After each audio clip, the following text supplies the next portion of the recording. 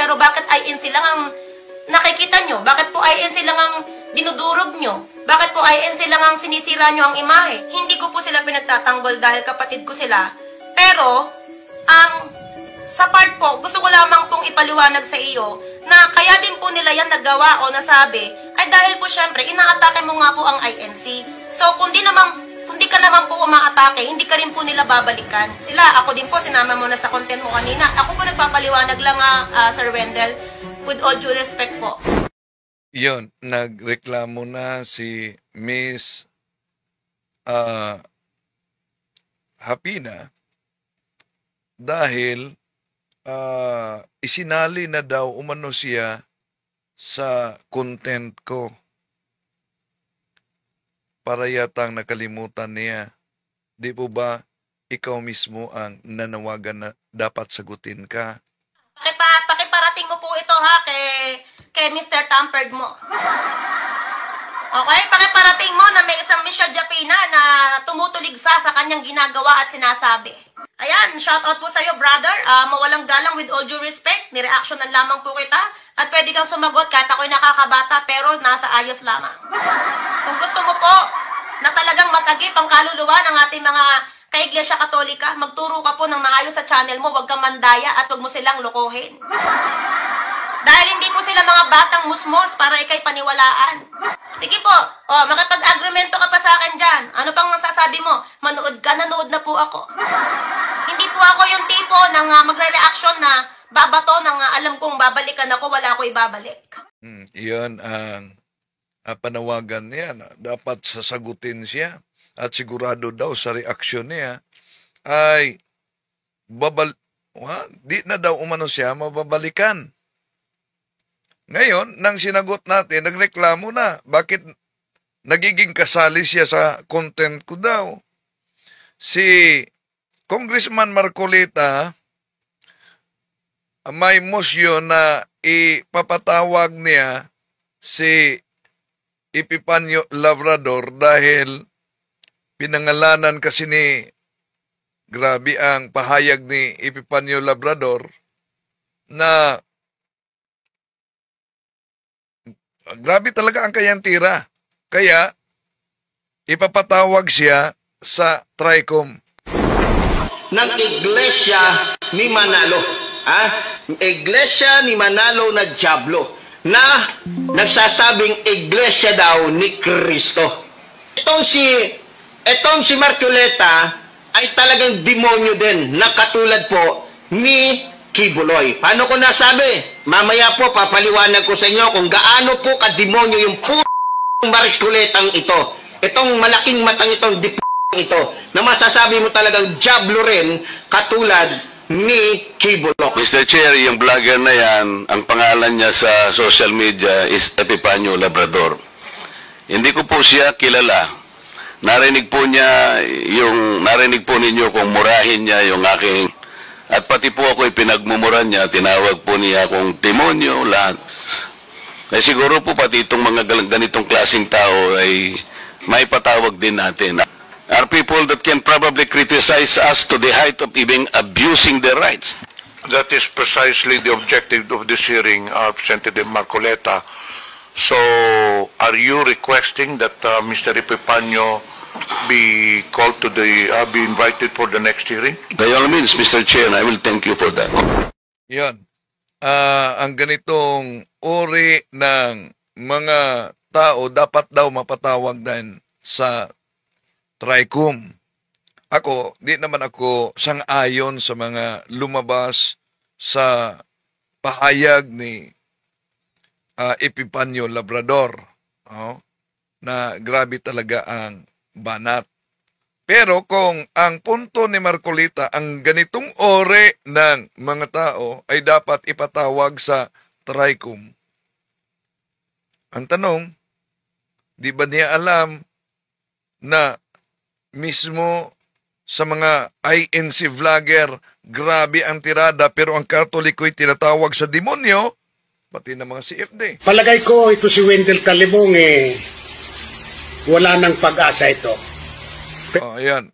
Isa lang yan, si At ito pa. Gusto ko lang ipaalam sa ating mga kaibigan na mga miyembro ng Katolikolorum na nabiktima ng maling pangangaral at bitag ng dyablo. Okay. So, alam kaya niya na yun din ang mga lumalabas sa bunganga nitong mga kaanib ng INC. Di lang yan, marami pa. Ating tatalakayin ito mga kapatid at sasagutin din natin si Miss Michelle Hapina sa pagkakataong ito. Samahan niyo ako. Kasi kanalingan, pag palaging inulit-ulit ay magmukha talagang kaguluhanan para sa ating mga kapatid na kulang ang kaalaman. Ang pagkadaya ay maranasan sa iba't ibang paraan. Pero napakasakit pag madaya tayo sa pananampalataya dahil nanganib pati ang ating kaluluwa. Viva Cristo Rey! Pro Dio et Ecclesia! Kumusta sa lahat nating mga kapatid na sumusubaybay sa ating live streaming? Di po natin layunin na saktan ang damdamin ng ating mga kapatid sa ibayong pananampalataya. At una mga kapatid, di din ako sang-ayon sa mga lumalabas na banat nitong si Epipanyo Labrador laban sa Iglesia ni Cristo. Grabe ang banat niya, kung maalala ninyo. Kaya dahil diyan tinawag niya ang INC na sa demonyo, pati na si Marcolita, pinipersonal niya. Iyon ang dahilan na ipatawag ang problema. Sisipot kaya ito? At kung i-contempt ito, di sisipot, mahuli kaya nila etong si Epipanyo. Iwan ko kung saan ito nagtatago. May nagsasabi daw na officer umano ng MILF. Di pa sure sa comment kanina mga kapatid. Okay. Ito ang bahagi. Ang punto dito, kung natural naman, siguro ngayon lang narinig ni Congressman Marcolita yung grabing banat na sa demonyo, pati siya pinangalanan, kaya kailangan ang ganitong uri ng tao ay ipapatawag daw sa TRICOM. No, yun ang sabi ni Marcolita. Kaya ipapatawag talaga, balikan natin ha. Ng Iglesia ni Manalo. Iglesia ni Manalo na dyablo na nagsasabing iglesia daw ni Cristo. Itong si Marcoleta ay talagang demonyo din na katulad po ni Kibuloy. Paano ko nasabi? Mamaya po papaliwanag ko sa inyo kung gaano po kademonyo yung Marcoletang ito. Itong malaking matang itong ito na masasabi mo talagang dyablo rin katulad ni Kibuloy. Mr. Chair, yung vlogger na yan, ang pangalan niya sa social media is Epipanyo Labrador. Hindi ko po siya kilala. Narinig po ninyo kung murahin niya yung aking relihiyon na kinabibilangan. At pati po ako pinagmumura niya, tinawag po niya akong demonyo, lahat. Eh siguro po pati itong mga ganitong klaseng tao ay may patawag din natin. Are people that can probably criticize us to the height of even abusing their rights. That is precisely the objective of this hearing, Representative Marcoleta. So, are you requesting that Mr. Epipanyo be called to be invited for the next hearing? By all means, Mr. Chair, I will thank you for that. Okay, intayin natin yan, mga kapatid, no? Ma-invite kaya nila si Epipanyo? Matuntun kaya kung saan ito naglulungga si Epipanyo sa mga researcher ng Kamara? Tama. Nag-message si Kabornok dito na sabi niya, pangit naman kasi ang sinabi ni Epipanyo Labrador, pero sana rin ang mga naninira na INC vlogger din. Kung sabi ni Congressman Marcolita, ang ganitong uri ng mga tao, Tawag ang relihiyon na sa demonyo ay dapat ipatawag. How about itong INC vlogger na ito? Gusto ko lang ipaalam sa ating mga kaibigan na mga miyembro ng Katolikolorum na nabiktima ng maling pangangaral at bitag ng dyablo. Ayan. Ang Katoliko, grabe na ang banat nila. Grabe talaga ang banat nila. At kung may sasagot man, yun, binabaliktad tulad sa sinabi ni Miss Michelle, na bakit sa daming relihiyon, ang INC daw ang binanatan ko. Una, Miss Michelle, kung tingnan mo ang channel, di pa lang nagsimula itong channel na ito, grabe na matinding banat na ng mga INC vlogger, pati na si Sinita, sa simbahang Katoliko. Ang inyong mga aklat, solo, ang mga Pasugo Magazine, grabing banat. Kaya, di mo ba nasubukan, sa daming relihiyon, bakit sa inyong mga Pasugo Magazine, Katoliko talaga ang binanatan? Natalikod ang iglesia. Pero di mo ba natanong na bakit ang banat ng INC sa simbahang Katoliko mula sa doktrina hanggang papa, di natin makita at mapakinggan na binanatan pati na ang founder ng simbahang Katoliko, di ba? At ito pa, grabe banat ni Sinita. Palagay ko ito si Wendell Talibong wala nang pag-asa ito. Pero hindi ko naman hinahatulan to. Kasi halatang halata, kitang-kita yung kanyang pagdaraya. Yung bang ugali ng Diablo, kitang-kita sa kanya Spokesman ito ng Diablo yan.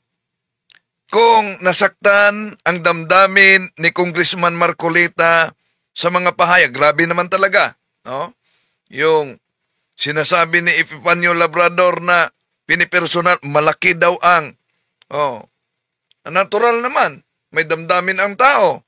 Pati na minamahal niya yung iglesyang inaniba niya. Talaga nasaktan talaga siya. Pero how about itong mga INC vlogger na ito na maliban ang atin sinagot lang natin, ipinakita natin yung mga kamalian, lalo na yung sinabi nilang tampered pero lumitaw na sila mismo ang nagtampered. Napakita ko na yan sa inyo mga kapatid. Hindi lang yan. Ito pa ang banat ni Sinita. Ang paring Sigitgano ay sa demonyo. Bakit ko sinabing magdaraya ka? Ang dami mong kasinungalingang ginagawa sa mga Katoliko. Kami pa ni Father Darwin daw ang nagsisinungaling. At nagsisinungaling kami sa mga Katoliko. Ang tanong, kaya ba na ipatawag din ni Marcolita para di magiging bias itong mga INC vloggers na ito pa Paano modus nila dyan? Paano sistema nila? Meron silang pa-dinner. Yung context nito, mega church to ha. May pa-dinner yan sila. Popondohan nila yan. Ba? Sabi mo na, kalating milyon. Kasi re-renta ng hotel na maganda yan. Di mo naman. Hindi yan sila bumaba. Sino daw po yun? Sino po yung nagsasalita nito, Kuya Robin? Ang nagsasalita diyan ay siguro ay voice over ni Talibong. Talibong yan. Talibong Mandarambong, voice over. Siguro, di niya alam kung ako ba talaga. Pero si bro, Calix na pahayag yan. Di ba? Grabe sila. Bumanat din. Mapatawag ba ito? ang ganitong ore ng mga INC vlogger. Kaya sa pagkakataong ito, mga kapatid, nagtaka tayo na naitanong pa ni Miss Michelle Hapina, bakit daw na-content siya at bakit daw na ang INC ang sinisiraan daw. Una, narinig nyo ba sa buong channel ko sa mga video na yung mga pahayag sa INC vlogger na grabe talaga, no? Ay lumabas sa bibig ko? Di po ba wala? Di po ba sinagot ko lang sila? At ang kanilang ginawa, instead na sagutin nila at durugin nila ang argumento ko, dinurog nila hindi yung argumento, kundi ako. Oh. So, balikan natin si Miss Michelle.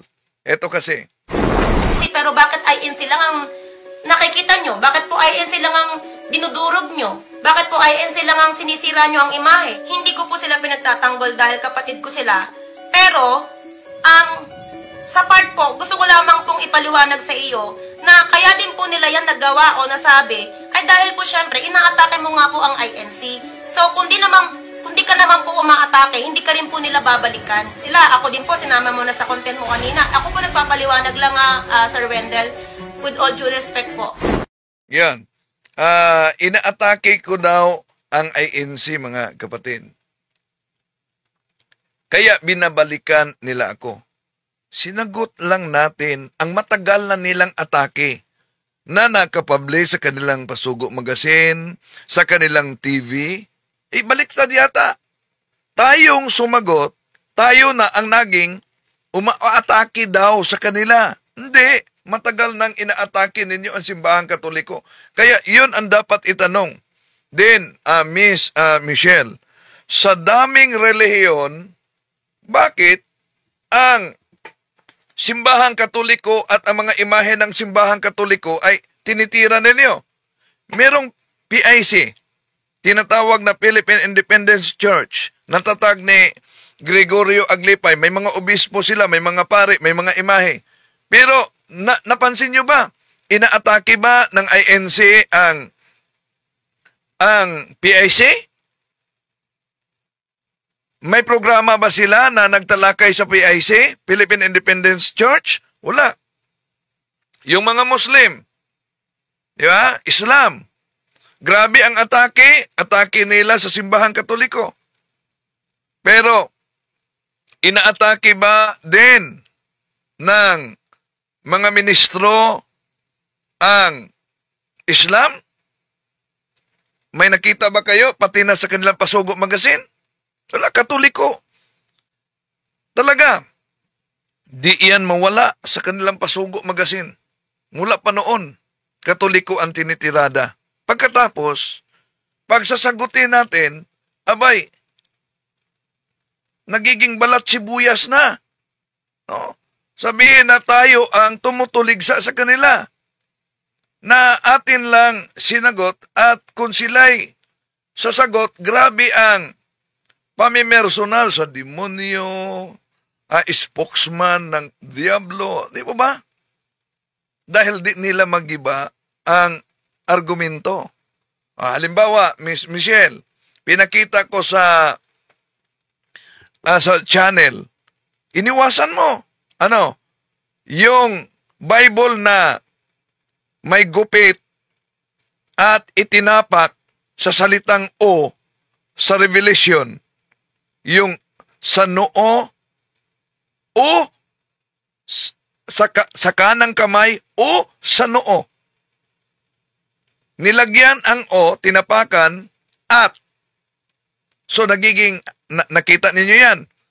Ang tanong, Miss Michelle, bakit iniiwasan mo yan? Yung mga aklat na ginagamit. Di po ba? Itong aklat na ito, na umaabot ng page 63 sa binasa sa ministro mo, na pinakita ko ang video hanggang page 18 lang. Ba't iniwasan mo yan? Ba't ayaw mong sagutin yan? Okay. Di lang yan. Ito pa mga kapatid, hindi po layunin natin saktan damdamin nila. Pero siguradong nasaktan talaga ang damdamin nila. Bakit? Una, mahirap mabuwal ang katotohanan. Bakit sinabi nating mahirap mabuwal ang katotohanan? Dahil sa tagal na nila na atake at tuligsa sa simbahang Katoliko. Sa tagal. Napakatagal na tuligsa nila sa simbahang Katoliko. Anong nangyari? Kahit sa pasugo nila, inaamin yan na ang Iglesia Katolika ay sa pasimulang siyang unang Iglesia ni Kristo. Hindi lang yan. Kahit sa programa pa nila ni Ministro Michael Sandoval at kinukumpirma ni Cesar Sinita ito. Mali po ang pagkaunawa nitong si Talibong. At ang Iglesia Katolika bilang isang organisasyon o samahang pangrelihiyon, yan po ang organisasyon. Pagka sinusipa balik, yan ang dating Iglesia ni Kristo. Yan ang dating Iglesia ni Kristo. Yan ang dating Iglesia ni Kristo. Hindi po totoo yan. Mali po ang pagkaunawa nitong si Talibong. Talaga pong ang Iglesia Katolika Apostolika Romana, talaga pong sa pasimula, yan ang Iglesia ni Kristo. Yan. So, sang-ayon ka ba nito, Miss Michelle, na sinabi mismo ni Ministro Sandoval na sa pasimula ang Iglesia Katolika ay siyang Iglesia ni Kristo at yun naman, inulit ni Cesar Sineta. Pagkatapos, sa ibang program niya, inulit na naman niya. Dahil sinabi ko raw, na sa pasimula, ang Iglesia Katolika Apostolika Romana ay ang Iglesia ni Kristo. Wala pong kontra dyan. Talaga pong sinabi ko yan, na ang Iglesia Katolika Apostolika Romana yan ay napatatag. Ang kahulugan po niyan ay hindi pasimula ng organisasyon. Kundi, yan po sa pasimula ay Iglesia ni Kristo. At yan po ay nagbuhat pa sa panahon ng pang-apostol. Okay. So, yun talaga. No? Una, sandali may nabasa ako dito mga kapatid, no? At di natin pa lalagpasin din ito. Sabi dito sa isang Arnold Burada.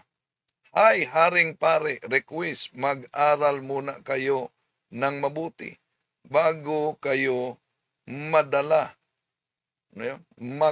Lalabaka po, kagaya kayo kay gold. Yan ang sabi. So, pagbabanta na ba yan? Well, mga kapatid, martyrdom is a gift from God. Kung galit kayo dahil sinagot natin at ibinisto natin yung mga ginagawa ninyo? Di po ba pinag-chap-chap ninyo mga aklat Katoliko? At pag may mabasa sa Biblia, ang eret, tampered na, hindi lang yan sa Catholic na Bible. Meron pa sa Protestant na tinatawag na, yung Protestant na yan, tinatawag na paraphrase. Baka di nabasa. Okay. So, ngayon, pakinggan natin si Miss Michelle. Bakit po hindi naniniwala ang Iglesia ni Kristo? Ano daw? Ulit. ang Iglesia ni Cristo, di talaga naniniwala na si Cristo ay tunay na Diyos. Hindi daw po naniniwala ang Iglesia ni Cristo sa hindi daw po naniniwala ang mga tulad naming Iglesia ni Cristo na si Cristo ay Diyos. Okay, mawalang galang na po. Again, disclaimer po, ito po ay sasabihin ko lamang po ayon po sa aking natutunan at konting kaalaman kung bakit ako ay makakapagsalita ng ganito. Ito po ay naging aral sa amin, naging doktrina, at bago ako naging INC, ito ay aking sinampalatayanan. Sa pampandoktrina, lalo na sa doktrina na si Kristo'y tao at hindi Diyos, yun naman talaga ang doktrina. Gumagamit kayo, yung mga ministro ninyo, gumagamit yun ng kahit footnote sa Biblia na ang Biblia na sa Katoliko. Ito ang bagong tipan ng ating mananakop at Panginoong Hesukristo ng ni Father Juan Trinidad. Ginagamit ito ng ministro. Pero alam niyo ba, sa paggamit nila nito, Michelle, dahil sabi mo sa pandodoktrina natutunan, siguradong dumaan ito sa iyo. Pero binagchap-chap. Halimbawa, pakinggan natin si Ramel Parma na ministro ninyo. Paano niya ginamit? Ito sa ating mababasa, ganito sinasabi sa footnote. Verbo at ang anak ay tinawag niyang isang uri ng banaag ng kaisipan na nagmumula sa Ama. Sana napansin niyo na ang salita o yung logos ay kahayagan ng kaisipan. Nang ang salita o logos ay hindi pa ipinahayag o hindi pa lumalabas sa bibig ng Diyos, ito ay salita na nasa isip kayo. Ayan. Binasa talaga niya ang nakasulat dito at yung logos daw ay nasa isip lamang ng Ama. Ang konklusyon nila ay kahit pa sa footnote ni Juan Trinidad, isang paring Katoliko, malinaw na nakasulat anong ibig sabihin ng verbo. Ang verbo nakasulat dito na at ang anak ay tinatawag niyang isang uring banaag. Isang uri ng banaag ng kaisipan na nagmumula sa Ama.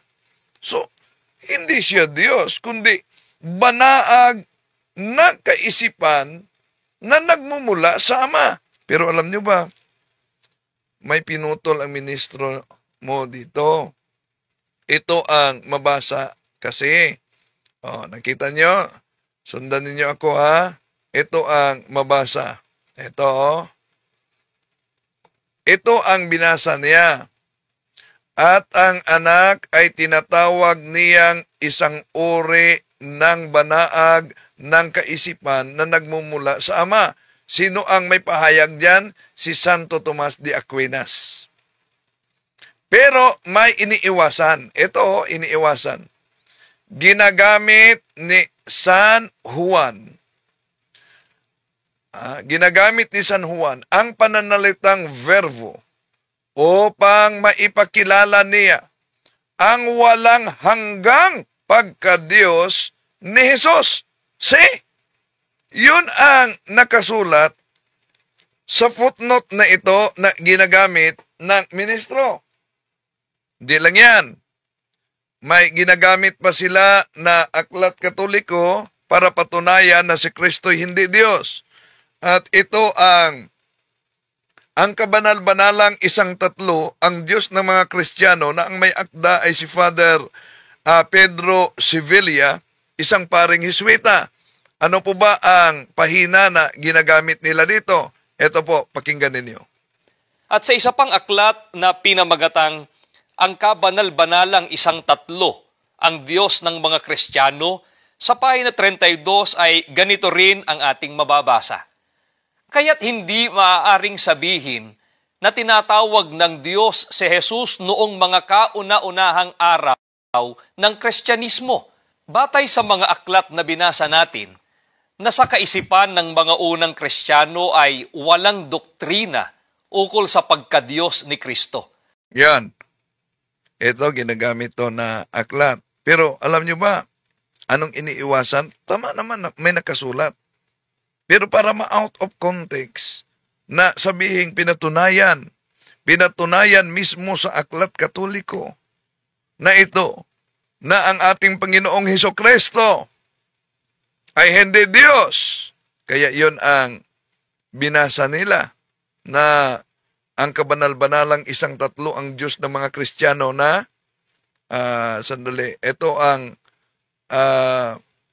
binasa. Pakita ko sa inyo mga kapatid. Dito na bahagi ang binasa niya. Kaya hindi maaring sabihin na tinatawag ng Diyos si Jesus noong mga kauna-unahang araw ng Kristyanismo. Ito ang bahagi na binasa niya. Pero may iniwasan. Ito ang iniwasan. Si Jesus ang Panginoon. Sa pahayag na ito, ibinibigay ng mga unang Kristiyano kay Jesus ang titulong Kyrios, Lord, na ayon sa binabanggit na natin ay siyang saling ginagamit ng Septuaginta para sa pangalan ng Diyos na Yahweh o Adonai. Nagkakaroon ng utay-utay na pag-unlad sa pag-unawa sa pagiging Diyos ni Jesus at sa paggamit ng titulong Diyos para sa Kanya. Yun ang nakasulat sa aklat na ito na iniwasan nila. Di ba? Pagkatapos, sinagot natin ang kanilang mga ginagamit, ang kanilang mga pahayag, ang kanilang pag-chap-chap mga kapatid, abay, nagbalat sibuyas na ang iba. No? Dahil bakit daw sila ang binanatan? Hindi naman natin binanatan na pinipersonal, kundi tinatalakay lang natin at ipinakita yung mga ginagamit nila na Bible, yung mga aklat Katoliko, di ba? Yun ang ginagamit natin. At kahit kailanman, di natin tinutumbasan yung mga pagmumura sa iba, yung mga pahayag na wala ng pagkakaiba sa pahayag na nilabas ni Mr. Epifanio Labrador na ipapatawag daw ni Congressman Marcolita doon sa TRICOM dahil ang ganyang uri ng mga tao dapat din umanong maipatawag. How about ang mga vlogger na ANC? Narinig nyo naman, grabe ang banat. So, kaya ba niyang ipatawag? Dahil yun ang mga lumabas sa kanilang bibig. Okay, tuloy natin si Miss Michelle. Nagpaliwanag siya at binasa niya ang version ng Bible, pero nagtaka ako, parang di yata naunawaan ni Miss Michelle ang binasa niya. Bakit? Pakinggan natin siya. Para po sa kaalaman natin, mga mahal nating kababayan, mga kaibigan at kapatid sa Iglesia Katolika, isha-share ko lamang po sa inyo to, but it doesn't mean na inaatake ko ang inyong paniniwala. Okay, ito po ay sa part ko lamang po. Okay? Sandali. No sound. Sandali. Ano yung no sound? Sabi ni Sis Erlinda Lapay, no sound daw? Meron bang no sound? Paki-comment kayo kung ano yung no sound. So, tuloy natin si Miss Michelle. Okay? At sa aming mga Iglesia ni Cristo, na kung magugustuhan nyo po ay sana po magsuri kayo magsuri din po kayo at kayo din po ang makiramdam at umalam kung ang tinuturo po ba sa Iglesia ni Cristo ay masama o mabuti. Okay. Ang tinuturo ng Iglesia ni Cristo na si Cristo ay tao at hindi Diyos, ito ay revivalist ng grupo ng Arianismo noon. Kaya, yun ang dahilan kung bakit nagkaroon ng konsilyo ng Nicaea sa taong 325. Because of the heretics na tinatawag na Arianism na nagsimula kay Arius. Okay, tuloy natin. Dito po, sa kanya pong mismong ipinost sa kanyang sa pagla-live niya. Sabi po niya dito, ayan o, sa Dynamic Bible po, siya mismo ang nag-post po nito. Sa John... So ito Dynamic Bible. Anong dahilan daw, ginamit niyan, Dynamic Bible, na si Kristo ay tao, hindi Diyos, dahil may ama siya. Yun ang paliwanag niya.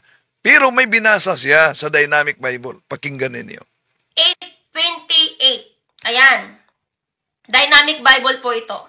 Sabi po dito, Jesus said, okay, makinig po tayo mga mahal nating kababayan at kaibigan. So makinig talaga kayo sa binasa niya sa Dynamic Bible. Ano ang nakasulat? Ano ang mabasa? Eto. Jesus said, when you lifted me up on a cross to kill me, the Son of Man. Sino po nagsasalita? Ang ating pong Panginoong Jesus. Me, the Son of Man. You will know that I am God. Say, me, the Son of Man, you will know that I am God. Ito ba yung naunawaan ni Miss Michelle? Ituloy natin pagkatapos anong paliwanag niya. Jesus said, when you lifted me up on a cross to kill me, the Son of Man. Sino po nagsasalita? Ang ating pong Panginoong Jesus.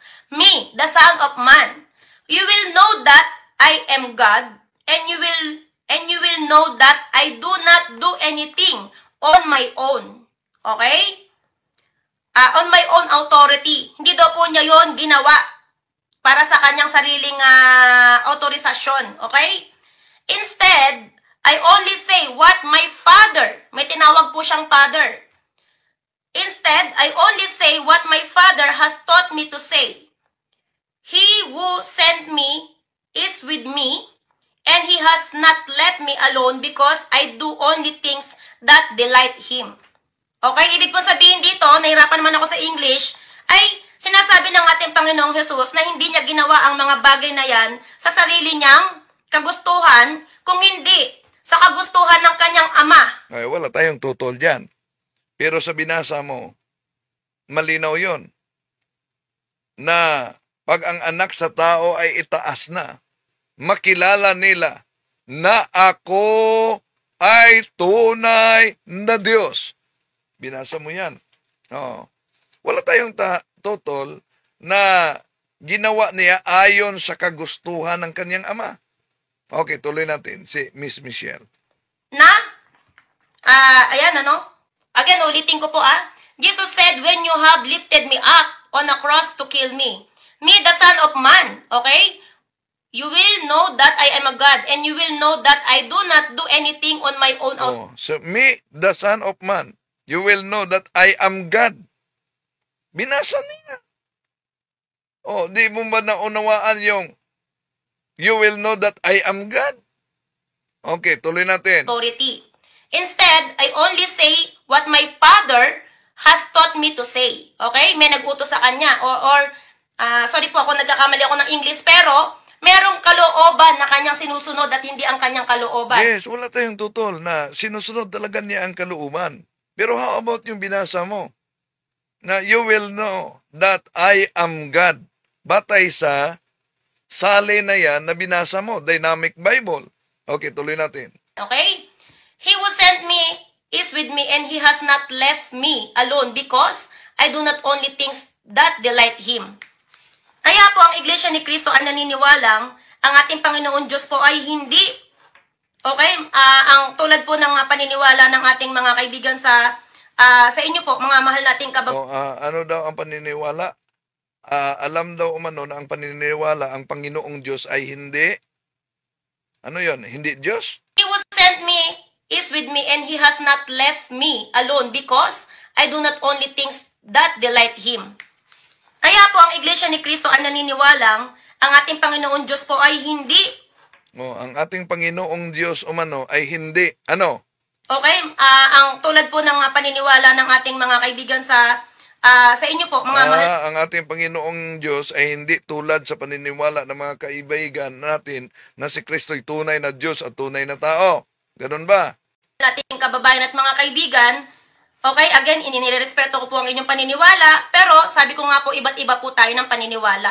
Ito po ang paniniwala ng isang Iglesia ni Cristo dahil yan po nakasulat sa Bible, mismo sa Bible po ng Catholic. Excuse me mo, Miss Michelle, hindi po yan Catholic yung Dynamic Bible. Di yan Catholic na translation. Okay? Na ginagawa din pong pakikipagdebate nitong nagpapakilalang... Hindi po ako nakipagdebate diyan sa videong yan, kundi sinasagot ko lang yung mga argumento na si Kristo'y tao, hindi Diyos. At yung sinabing, saan mabasa, letra por letra, inaanim sa ating Panginoon Jesucristo na siya ay Diyos. Yon. Ginamit ko yan dahil gusto kasi ng letra por letra. At kadalasan, pag may mabasang letra por letra, mali yan. Tampered yan. Okay, tuloy natin. Debater daw po nyo sa Katoliko, pero parang nakikipagdebate siya ng walang kwenta sa bata. No? Dito po ay may tinatawag ang ating Panginoon. So, parang nakipagdebate daw ako sa walang kwintang bata. Okay? Kawawa naman, no?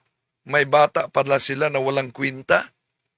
Ngayon ko lang narinig na may bata silang walang kwinta para sa kanila. Okay. Nakipagdebate ng batang walang kwinta. Okay, tuloy natin. Jesucristo na Ama. Okay? And meron pa po dito isang talata. Ayan. Asa na ba yun? Ito po ano? Okay, Timothy 2:5. Sa Holy Bible naman po ito.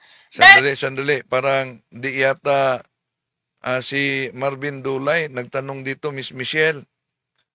Ang tanong, may mabasa ba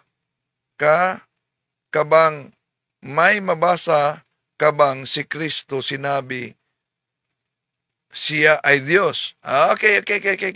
Ibalik natin si Miss Michelle. Pakinggan ninyo ha.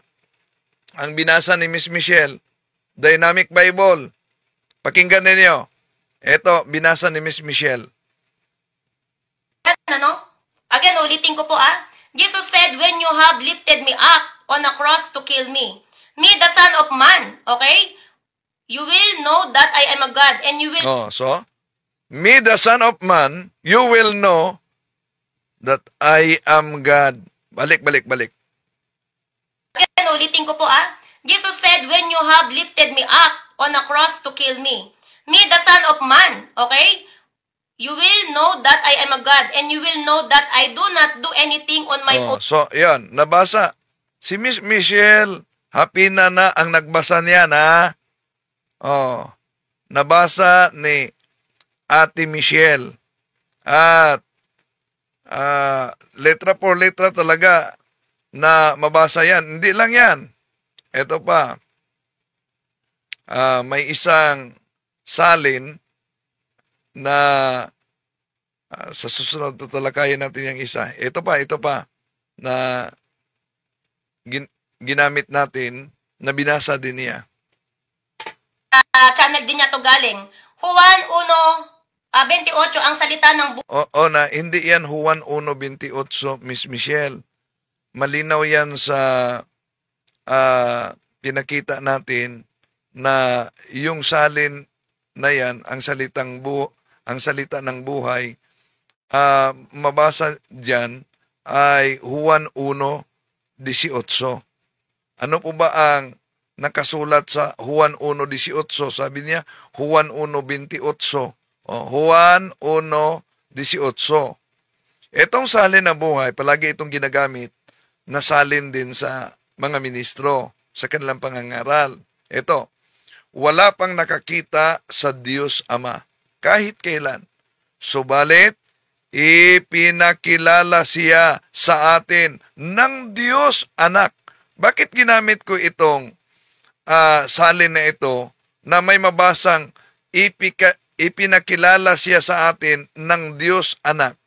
Dahil ang argumento kahit sa Pasugo Magazine sa mga kapatid dating INC, wala daong mabasa sa Biblia na Diyos Anak. Ang mabasa daw ay anak ng Diyos. Nasa Pasugo Magazine nila yan, ha? Anak ng Diyos. Wala kang makita sa Biblia na Diyos Anak. Pero itong salin na ito, ginagamit ito ng mga ministro. Ang salita ng buhay. At kung basahin natin ang Juan Kapitulo 1:18, wala pang nakakita sa Diyos Ama kahit kailan. Subalit, ipinakilala siya sa atin ng Diyos Anak. See? Ay, ito. Juan 1:18, hindi Juan 1:28. 28 ang salita ng buhay, okay? 28 daw. Wala pang nakakakita sa Diyos Ama kahit kailan. Subalit, ipinakikilala siya sa atin ng Diyos Anak. So, binasa niya. Ibig sabihin, yung sinabi ng mga ministro nila, walang mabasa sa Biblia na Diyos Anak, ito binasa ni Miss Michelle na may salin na mabasa Diyos Anak, Juan 1:18. Okay, wala pa daw nakakakita sa Diyos Ama. Okay? Kahit kailan. Subalit, ipinapakilala siya sa atin ng Diyos Anak. So, malinaw yan. Di ba? At, ano ang kanyang paliwanag tungkol diyan? Yun po yung tinatawag na anak ng Diyos. Sino po? Anak ng Diyos. Pero ang nabasa, Diyos Anak. Wala tayong tutol na ang Diyos Anak, yun ang anak ng Diyos. Yun ang ating pong Panginoong Hesukristo. So, yan po ay paniniwala lang po sa amin. Yun daw, Diyos Anak, paniniwala sa kanila? Totoo ba yan? Di ba? Hindi kayo naniniwala na si Kristo ay tunay na Diyos? Paano nagiging paniniwala ninyo yan? Sa loob ng Iglesia ni Cristo, pananampalataya ayon sa galing din po sa Bible na tinuro sa amin. Okay? At makipag-agrumento tayo sa tamang paraan. So, makipag-argumento talaga sa tamang paraan. Kaya nga, huwag magmura. Dapat ganon. Yung paraan ni Eliseo Soriano na grabe talaga, parang sinundan na si Miss Michelle nga, yung salita niya, grabe. No? Tuloy natin. Wari ay sinabi ng kaagrumento mo na Iglesia ni Cristo. Ito ang paniniwala namin, hindi Diyos ang ating Panginoong Hesukristo. Humanap ka ngayon, ang tamang pakikipagdebate, humanap ka na nakasulat sa Bible na itong talata na to ay nagsasabi na sinabi ng ating Panginoong Hesukristo na hindi siya tao. Mali din na yung argumento na yan na dapat hanapin sa Biblia na ang ating Panginoong Hesukristo ay hindi tao. Bakit? Ang aral ng simbahang Katoliko, si Kristo, ang ating Panginoong Hesukristo ay tunay na Diyos at tunay na tao. Pero nawayan natin din si Miss Michelle. Di natin sila kalaban, mga kapatid, ang ating mga kapatid sa iba yung pananampalataya, dahil di siya ministro, kundi vlogger siya. Pero, nagreklamo siya na bakit daw na-content siya ang ginawang content, di po ba, yun naman ang kaniyang panawagan. Ipaabot at sagutin ko umano. Balikan natin ha, yung sabi niya, bakit ang INC sinisiraan ko? Hindi ko naman sinisiraan. Kundi, sinagot lang natin gaya sa pagpakita nila, paggamit nila sa mga aklat, din ipinakita din natin ano yung iniiwasan nila.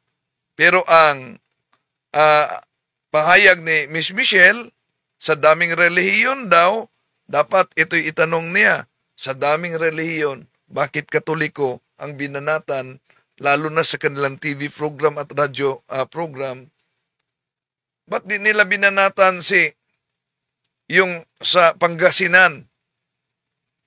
Ano yung Pangasinan, di ba? Nagpakilala na Manifestation of the Holy Spirit, yung Crusader, Divine Crusader of the Church of Christ. Nagdala din yan sa pangalan si Mr. Magliba, no? Siya ang nagpakilala na Manifestation of the Holy Spirit. Meron din siyang imahe. May imahe siya. Pero, di yan binanata ng INC. Katoliko talaga ang binanata nila. Pagkatapos, kung ating sasagutin, abay, sasabihin, sinisiraan sila. Okay, tulad dito. Pero bakit INC lang ang nakikita nyo? Bakit po INC lang ang dinudurog nyo? Bakit po INC lang ang sinisira nyo ang imahe? Hindi ko po sila pinagtatanggol dahil kapatid ko sila.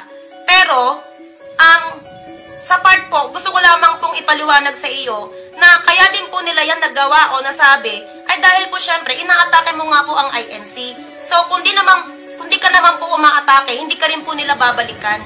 Ako din po, sinama mo na sa content mo kanina. Ako po nagpapaliwanag lang Sir Wendell, with all due respect po. Okay. Na basa ko din dito, sabi ni, sandali may nabasa kasi ako dito na comment ni Maria Teresa Ocampo. Good evening po. Kawawa po ito. Sandali. May isa pa. Ito.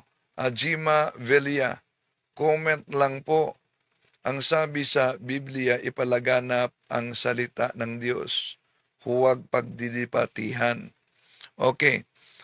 Ang ginawa natin ay sinagot ang ating mga kapatid na grabe na talaga ang kanilang